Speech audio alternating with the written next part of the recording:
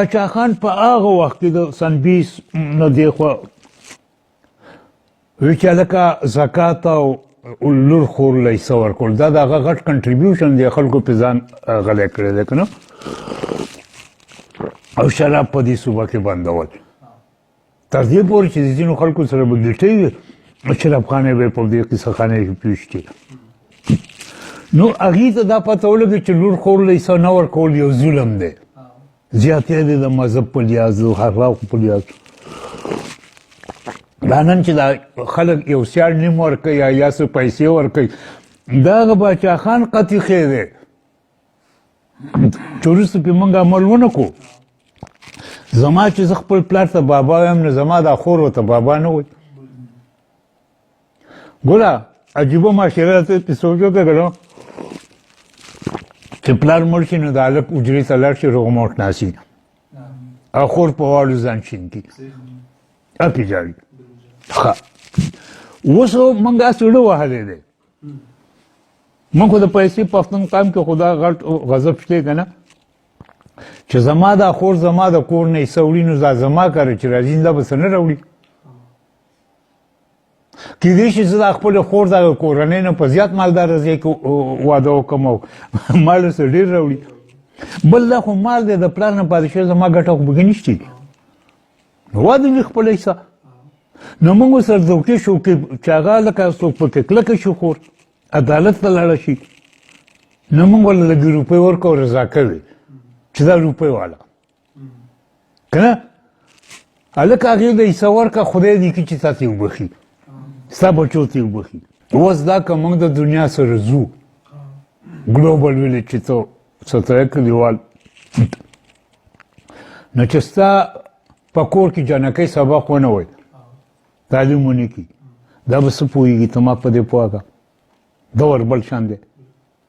خو موږ منافقت که پرېښوه دا لوبه دا شی کېږي وایي څنګه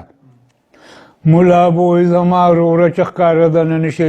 اواز یې که په کوڅه کې چا واوري نکاح دې مات ښه نو ملا صاحب ستا هغه لور خو په یونیورسټۍ کې ما پرون نه نه هغه خو هسې دغه ځای تل داسې ما وایي چې د دې خلکو به خدمت به یې کوي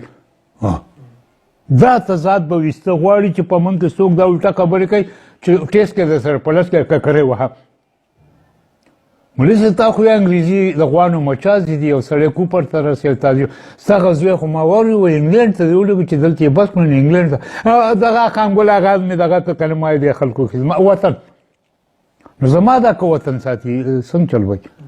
په شریکه نه ساتو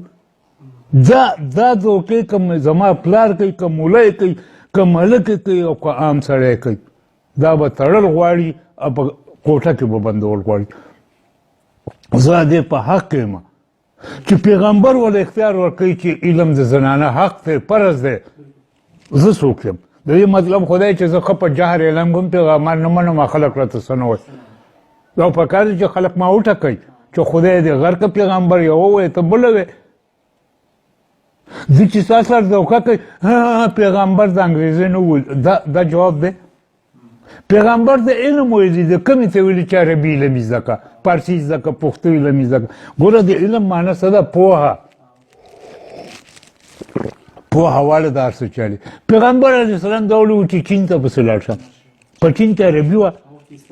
نه په چین کې عربي وه اسلام وکړه دین وکړه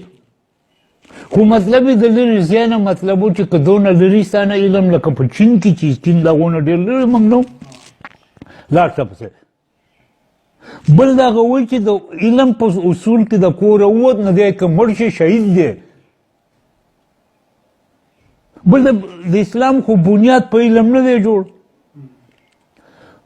مور دی که کلمه ورځي نه پوه شه چې بچو له به ورځي که مور یې څه په فرضو کې پوهېږي چې دغه فرض دی او دا حرام دی او دا حلال دی او دا ښه دی نن سبا د ګټې دونه دورخانه راغلی چې د هر سړي نه خر جوړ شوی که یو سړی ګورنر هم دی که نه شپه ورځ به کار کوي دی بچو ته او کور ته نه دی وزګار دی سوسایټۍ ته نه دی وزګار نو چې هغه ښځې هم انپړه پاتې شي نو د اولاد یې غرق نه شو نو علم خو یو رڼا ده خوشبوی ده چې تا ته څوک رانږدې کېږي دا خوشبوی پرې لګي